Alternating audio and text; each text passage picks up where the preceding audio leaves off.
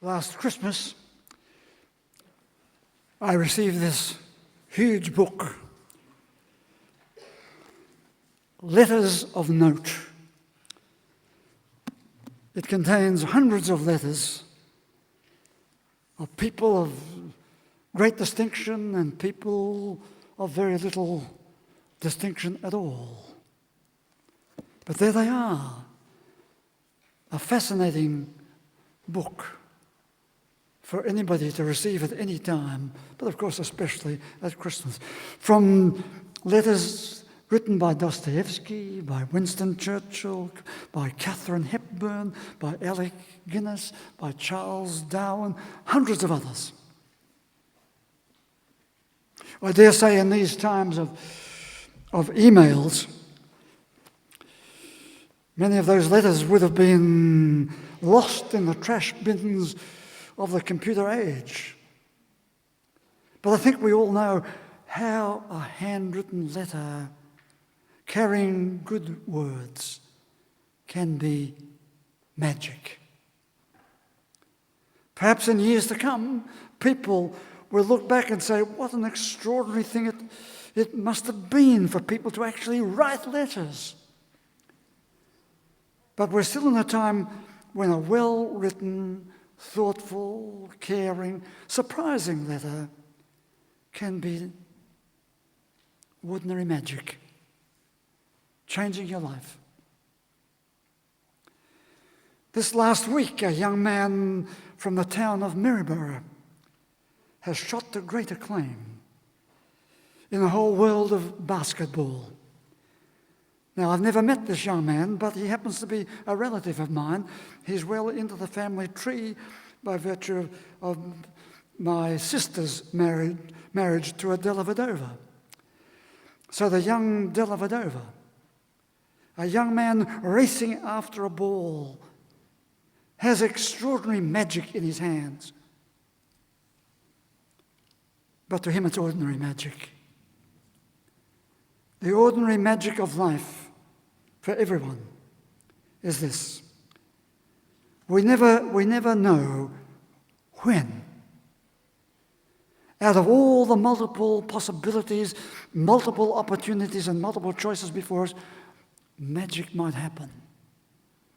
But if you're closed to it, if you think it's ridiculous, if you're too cynical, you might not see it. So that's why I took that reading from the book of Revelation today. Behold, I stand at the door and knock. If anyone opens the door, his life will be changed. It's the openness of your personality it's talking about. It's openness of your life. If you're open to something, you just might see something of extraordinary magic. No, ordinary magic. Of course, we don't like talking about magic. We want science. We want solid stuff. But some things can be so transformative that why search for an alternative word? It's magic. Next Saturday evening in Hamer Hall, the orchestra will play Mahler's Fourth Symphony.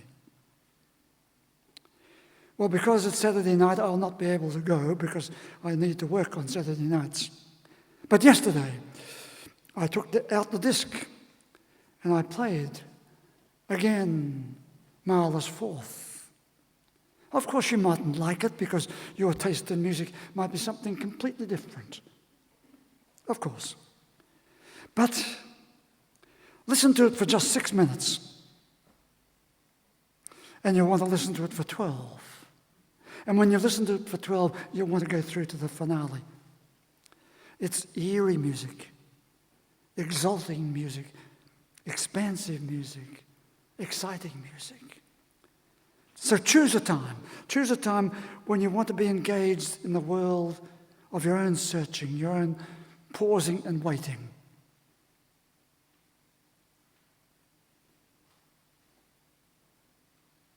Choose that moment and then let Mahler's music reach into your life. The life of his extensively experienced sadness and inspiration. And let him convey to you the power of ordinary magic. Exquisitely elevating music. Hear it. An area where ordinary music occurs right before our eyes is in our work with children in the Big Tent Project, our Big Tent Project. Children 4.5 years of age have been through distressing times, many of them. Any adult hearing the story would have cause to think, surely this child is damaged for life. Surely this is irretrievable.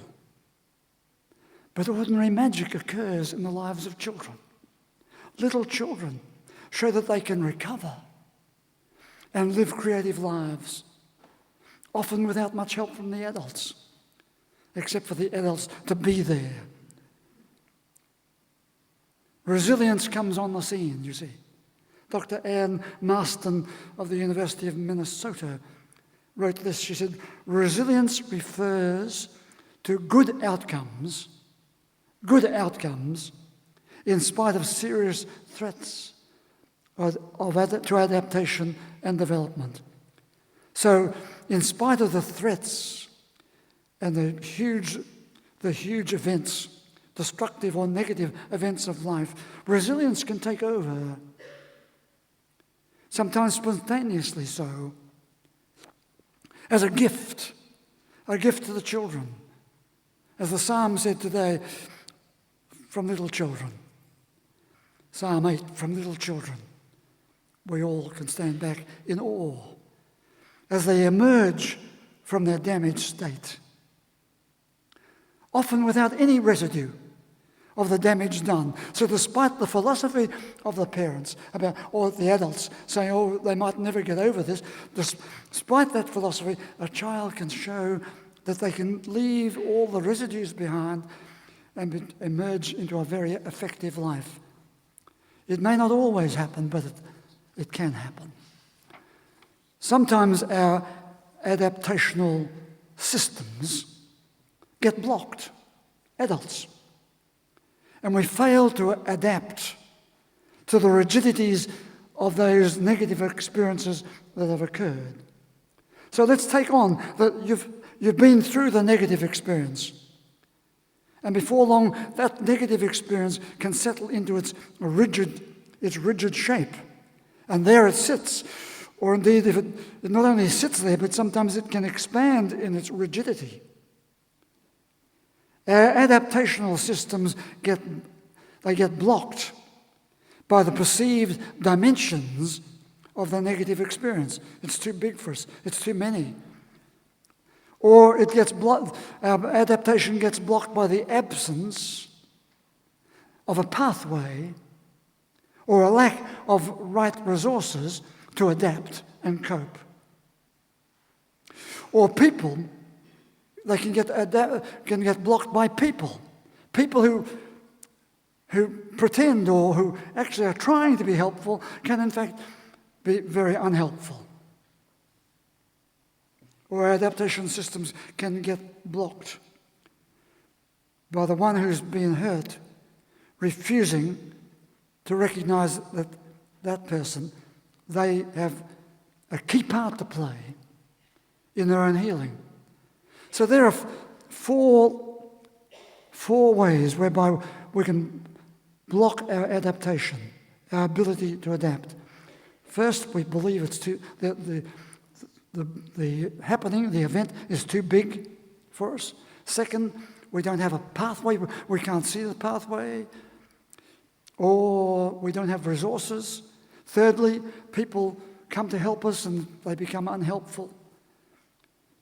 Or fourthly, the person who has been hurt refuses to recognize that they have a part to play in the healing process, as we heard today about the woman I read from the book, about the woman who was a Jehovah's Witness bleeding to death. Ordinary magic waits for us to discover that there are many ways of healing. There are many ways of healing. But all too often we remain unhealed. We remain in an unhealthy state when ordinary magic could change everything. In my next Sage group coming up, the Sage meeting, I'm going to be speaking at greater length about the different steps we can take to adapt to life's heavy difficulties, to life's unchanging states. Is adaptation possible? Of course, you might say, well, I don't want to adapt. So you stay put. If you say it is impossible, then the conversation probably ends at that point. I'm astonished by the numbers of people from the world of therapy and theology who say to me, you can never get over something like that. So I often turn it around and say, but don't you believe? Is there no faith in anything? Others say to me, unless people do something to ease my troubles, I can't get over it. The other people have to come into the picture. They have to change. If they don't do something, make them change. Sometimes we even say people have to be punished for what they did. That may be so. Punishment may be appropriate, but it rarely brings healing to the victim or their families, because that's another issue. If you want to be healed, then we've got to make sure we recognize that is really what we want, because probably we all know there are umpteen ways not to be healed. The hurt, the pain calls out to be healed rather than holding on to the hurt. So I don't claim to have the sure and certain ways to heal. Not at all. But I do want to open us to a wider conversation so that we can free ourselves from faulty attempts to adapt and heal. Finding ways to touch and embrace ordinary magic. I think you know that I'm not a person who's going to talk for too long in too broader generalities. I like to nail this down to specifics.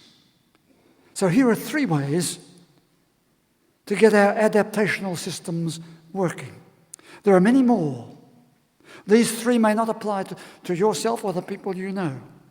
But at least if we get the feeling that there are many ways to lift us out of our rigidities and then touch a few of the possibilities. 3 ways.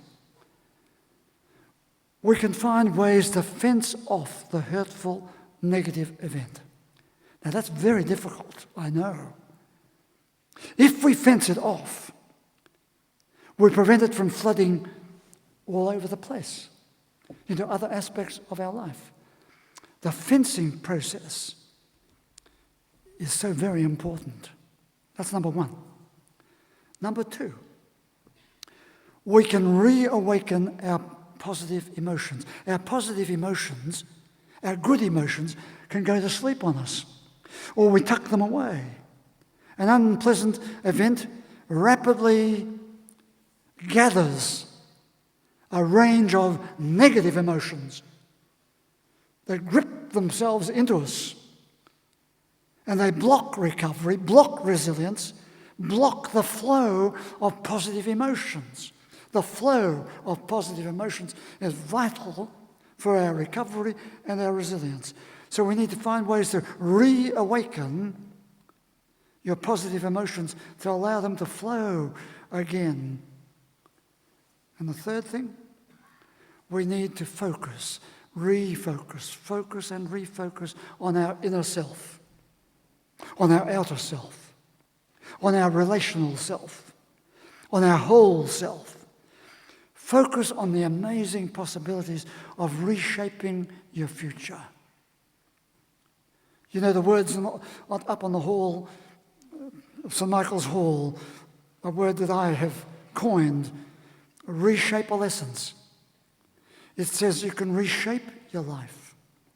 Reshaping your life after that adverse event, that bad experience. You can remain in it. You can become overwhelmed by it, of course. You can generate any number of negative states and negative relationships in relation to it. But as soon as you start to say, I'm going to reshape my life, in the aftermath of that event, things start to change. So don't miss the magic, ordinary magic. In 3 words, 3 little words: fencing, flow, and focus. Fencing to prevent the flooding of the negative stuff.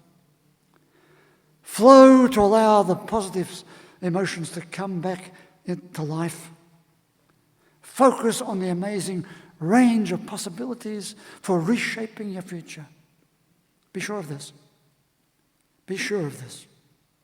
There are plenty of influences that will throw you out of focus, which often means you become focused on sustaining your pain and expanding other issues, that pain onto other issues and other people. And so it goes on. But ordinary magic, just ordinary magic, can be found in 3 small words: fencing, flow, and focus. Let me just take one of them: focus. The focus on the self is to focus on healing. And that healing will involve soothing at our hurting and damaged places. We all want to be healed. We all want to be soothed. But we don't know how. We don't know how to soothe others, and we don't know how to soothe ourselves. So we live in that kind of unsoothed oblivion. Something we really need, and we can't get hold of it, even though there is a simple, ordinary magic around us every day, the magic of soothing. So you're probably likely to say, of course, everybody has times when they need soothing. How do you soothe them? How do you soothe yourself? What does the soothing experience consist of? Now, if you know what to look for, that may expedite the process. So I'm going to say, here is my analysis of the soothing experience. Now, this time there are 4 things to be said about it. Soothing. Follow me with it and see whether it fits with you. I try it backwards and forwards with many people.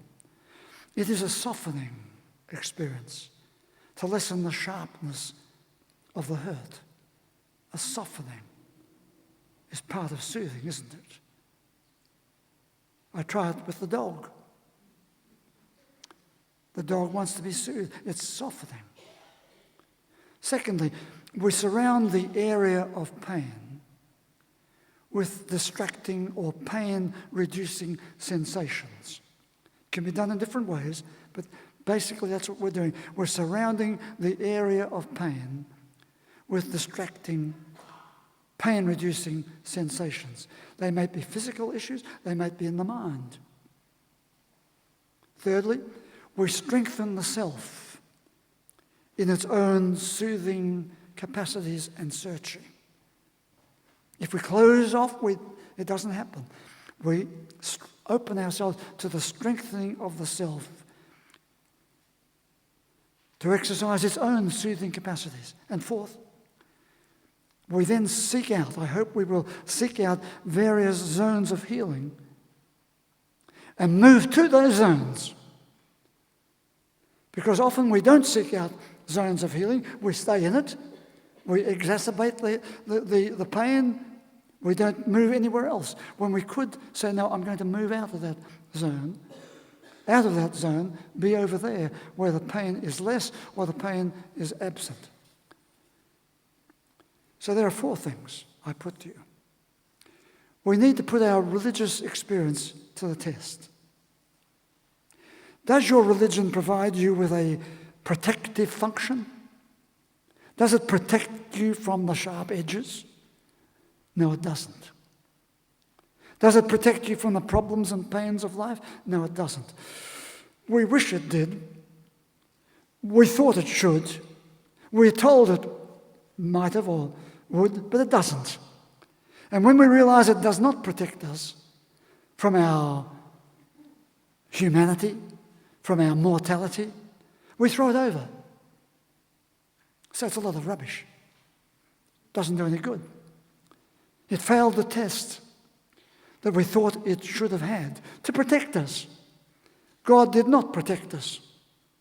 Religion did not protect us. But you see, I'd like to put to you, there are further tests. There are more than the protective factor in your religion. Does it have a healing function? Does it have a soothing function? Does it have an inspirational function? Does it have a reconnecting function? Does it open ways to strengthen the inner self, the outer self, the relational self, the whole self? Does it point us to healing possibilities, to healing pathways, to soothing possibilities, to soothing pathways? Maybe through words, through music, through stories, through symbols, through images, through imagination. Maybe through softening moments, through strengthening memories. Soothing moves us from the physical and emotional pain to a softening of body and mind. Moves us from our disconnected distress to a new faith in the connectedness and renewing energy. Moves us from the rigidity of claims that some experiences are irreversible and unrelievable to a better understanding of the life and death instinct, the life and death processes. Moves us from a comprehensive negativity to the awareness of how coping in one area can serve to enhance our self-esteem, making coping in other areas more amenable to us, perhaps, can neutralize the fear of being in those other areas. Now, when you were young, very young, you probably experienced the healing word, the healing touch, the soothing softness, the soothing strength from a good mother. I hope so. Many did not receive that, but I hope you did. In the pain of life, you may remember. You may even wish for the presence of that good mother. And if you can't get that good mother herself from way back, you look for another sense of a good mother. When the actual good mother has gone, you seek substitutes for the mother. The Roman Catholic Church took that up, perhaps unknowingly, when they gave a special place to the mother of Jesus. They are reaching out to that important ancient archetype of the mother presence. Indeed, we put into these stained glass windows just that image. In one of the little windows in the upstairs gallery, I hope you people will go up to these little windows and look at them and touch them. They're meant to be touched with your fingers. Touch them. Well, the one up on the far corner here is honouring the mother of Jesus. We put that there for a good reason, because Protestants often forget that. I even wrote words of the hymn for the windows and included the hymn for that particular window as well. O quietly spoken, gentle maid, hear these our adorations paid. O Mother Mary, known to all, the Christ of God began so small. So you see, there is a woman who carried Jesus, the legend says, carried Jesus across the borders of fear and danger to be soothed and strengthened for the pathways of the future. The story has the very essence of magic. That a child could survive and bring a great story of inspiration and courage to the world. In our lives, we may no longer have the soothing mother, the symbol of the mother, and no longer carry within us the search for something that displays or emanates the good presence of a mother. But in our physical pain, we'll go to extreme lengths to be healed, to be soothed, to be strengthened. But in our emotional turbulence and in our psychological sensitivity, we might avoid the pathways of healing and resist the promise and possibilities of being soothed and reshaped. Yet the words of Scripture that I read to you today speak to us before we hear them. I stand at the door and knock. There is the vital symbol. Will you open yourselves to the possibility of being healed? Will you open yourself to the possibility of carrying real healing to others? Those who open the doors of their personality will be open to the possibility of being soothed and healed. But those who stay outside and remain closed to the possibilities, remain alienated from the amazing range of outcomes, are likely to miss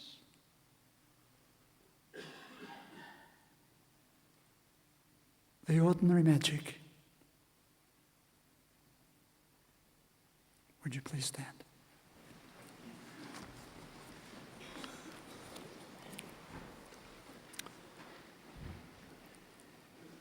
Say with me, Our Father who art in heaven, hallowed be thy name. Thy kingdom come, thy will be done on earth as it is in heaven. Give us this day our daily bread, and forgive us our trespasses, as we forgive those who trespass against us.